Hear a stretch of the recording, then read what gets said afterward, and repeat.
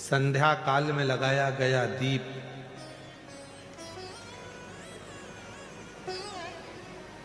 मानदेह नामक असुर का संहार कर देता है। प्रतिदिन एक नियम बनाकर रखना चाहिए कि रोज शाम के समय पर अपने घर में प्रदोष काल के समय पर एक दीप जरूर लगाना चाहिए।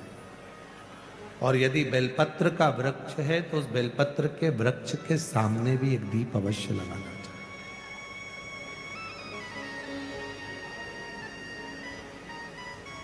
6 महीने में, 3 महीने में, 2 महीने में, 1 महीने में ऐसा नियम बनाया करो कि मुझे बेलपत्र की पूजन करना।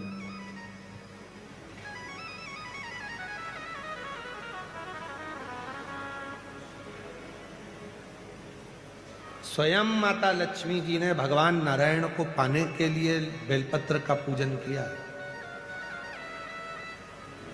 जब इंद्र की पूरी सत्ता चली गई थी, सारा की सारा धन इंद्र का चले गया था, असुरों ने उस इंद्र के सिंहासन पर अपना कब्जा जमा लिया था, तब इंद्राणी ने, स्वयं सची माने इंद्राणी ने शिव जी की साधना की, बेलपत्र के वृक्ष के बेलपत्र की पूजन करें।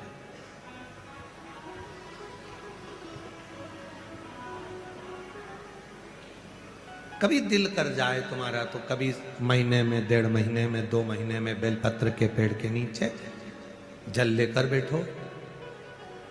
बेलपत्र के वृक्ष के नीचे दूध नहीं चढ़ाना, बेलपत्र के वृक्ष के नीचे दही नहीं चढ़ाना, शहद घी नहीं चढ़ाना। बेलपत्र के वृक्ष के नीचे जब आप बैठते हैं, बेलपत्र पूजन का एक विधान होता है कि जब हम बेलपत्र की पूजन करते हैं तो 2 कलश पानी के भरे हुए, एक अपने सीधे हाथ की ओर, एक उल्टे हाथ की ओर रखा जाता है। पूजन की थाली बीच में रखी जाती है। 2 बत्ती का, लंबी बत्ती का, 2 बत्ती लंबी घी की जलाई जाती है। लंबी बत्ती बेलपत्र के वृक्ष के नीचे 2 बत्ती लंबी जोड़ा बनाकर उसको जलाया जाता है। फिर दोनों हाथ में कलश में जल है। बेलपत्र के वृक्ष के नीचे दोनों हाथों का जल धीरे धीरे शिव जी का स्मरण कर कर, नारायण लक्ष्मी का स्मरण कर कर, मां आदिशक्ति गौरा का स्मरण कर कर, रिद्धि सिद्धि गणेश का स्मरण कर कर उसको चढ़ाओ। प्रार्थना करो, विनय करो, मेरे जीवन में बहुत कष्ट है, उसको मिटाना है आपको।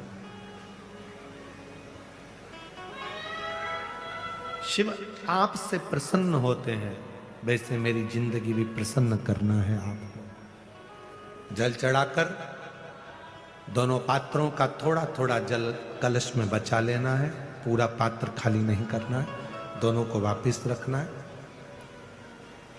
और थोड़ी सी हल्दी पीसी हुई शिव जी के उस बेलपत्र पर लगाएं, थोड़ा कुंकुम वो भी बेलपत्र पर लगाएं। 7 दाने अक्षत के, केवल 7 दाने अक्षत के बेलपत्र को छुआकर अपनी थाली में रख लें। घर पर जब जाएं तो वो 7 दाने अक्षत के और बेलपत्र के वृक्ष में जो चढ़ा हुआ थोड़ा सा जल बचाकर लाए हो, वो घर में छींट कर 7 दाने पूरे घर में डालना प्रारंभ करें। महीने में, 2 महीने में, 3 महीने में एक बार करिए। जीवन में किसी के आगे हाथ फैलाने की जरूरत नहीं पड़ेगी। इतनी संपदा बाबा, इतनी संपदा को लोग जानते नहीं है। एक प्रदोष की महत्वता, एक बेलपत्र की महत्वता। अभी हमने पहले भी कहा, एक कथा प्रदोष काल की रह गई है। एक बार हम दिल्ली बाच रहे थे पर वो पूरी नहीं हो पाई क्योंकि पानी आ गया था। हम प्रयास कर रहे हैं उस कथा को कुबेरेश्वर धाम पर, क्योंकि उसमें प्रदोष काल की कथा में टेंट नहीं लगता। वो प्रदोष काल की जो कथा होगी सीहोर कुबेरेश्वर धाम में, उसमें टेंट नहीं लगेगा, उसको खुले मैदान में बांचना पड़ता। आप और हम सब खुले मैदान में बैठकर प्रदोष काल में उस कथा को सुनेंगे और उसमें प्रदोष की महत्वता को जानेंगे। और हमारी तरफ से हम तो आज प्रकाश जी आपको भी, दीना भाभी जी आपको भी, दोनों को निमंत्रण दे रहे हैं। जब भी सीहोर में जब कथा हो प्रदोष काल की, तो एक दिन कम से कम आप लोग आकर उस कथा की पूजन आपको भी करना रहेगी, प्रदोष काल की कथा।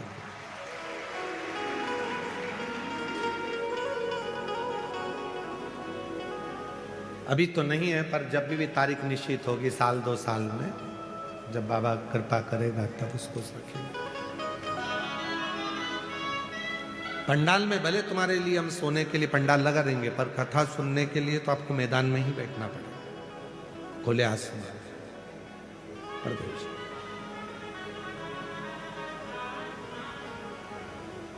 शिव तत्व को जान, बेलपत्र की महत्वता को जिसने जान लिया, आज लोग बेलपत्र को जान रहे हैं कि बेलपत्र खाने से शुगर, बीपी, थायराइड जैसी बीमारियां भी ठीक हो जाती हैं। उस बेलपत्र की महत्वता को जानो। और फिर निवेदन है, आपके शरीर में कष्ट है तो बेलपत्र का सेवन करो। रोज रोज बेलपत्र वैसे ही नहीं खाना। कई बार बेलपत्र खाने से मुंह में छार छार पना जाता है, कई बार मुख का स्वाद भी कम हो जाता है बेलपत्र खाने से। तो निवेदन है, रोज रोज ना खाइए, जब जरूरत है। और जरूरी नहीं कि आप 3 पत्ती यहाँ से जो बेलपत्र दी जाती है 7 दिन तक जो रोज एक बेलपत्र दी जाती है, वो तो खाने के लिए दी जाती है, पर समापन के दिन की बेलपत्र तो खाने की नहीं रहती। उसको तो ले जाकर लोग लाल कपड़े में बांध अपने घर में रख देते हैं तिजोरी में। आखिरी दिन की बेलपत्र तो वैसे भी तिजोरी का भंडार के लिए होती है। तो जो बेलपत्र होती है, जरूरी नहीं कि तुम पूरी बेलपत्र खाओगे तो दवाई असर करेगी। बेलपत्र का अग्रण्य भाग का थोड़ा सा पत्र भी यदि हम पा लेते हैं, उसको ग्रहण करते हैं, तो वो भी उतना असर करता है। और रोज खाने की जरूरत नहीं है। रोज अगर शिव मंदिर जा रहे हो, शिवालय जा रहे हो, शंकर जी के मंदिर जा रहे हो, देवालय जा रहे हो, तो बेलपत्र लाओ, वहां से मना नहीं है। उसको इकट्ठा करो, एकाग्रित कर सुखा लो। सुखाकर रोज शिव जी की चढ़ी हुई बेलपत्र को सुखाकर फिर उसका चूरा बना लो। जब तुम्हें लगे कि शुगर गड़बड़ हो रही है, बीपी गड़बड़ हो रहा है, थायराइड गड़बड़ हो रहा है, तो एक चुटकी उसमें से लेके निगल लो, पानी पी लो।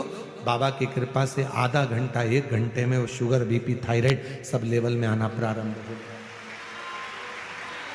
उस बेलपत्र की महत्वता को जिसने जाना, कभी कुबेरेश्वर धाम जाओ तो कुबेरेश्वर बाबा के धाम पर जो 200-300 साल पुराना, जो 300 साल के ऊपर पुराना बट वृक्ष है, जहाँ बाबा बैठे हैं, बटकेश्वर महादेव, उसका दर्शन करो। उस पेड़ की छांव में बैठकर बाबा का मंत्र जाप करो। अभी अभी हमने थोड़ा सा उसको बंद कर दिया था, क्योंकि वहाँ बाबा के जोड़ा घूम रहा था तो वो शरीर पर चढ़ जाता था, इसलिए अभी स्थान पर वहाँ जाना थोड़ा बंद कर दिया था, पर पुनः वापिस उसको खोल दिया। बेलपत्र की वाटिका है छोटी सी, उस बेलपत्र की वाटिका के पास में बैठकर भगवान शिव का नाम उच्चारण करो, नाम स्मरण। शिव भक्ति करो जहां तक हो सके, शंकर की अविरल भक्ति को धारण करो।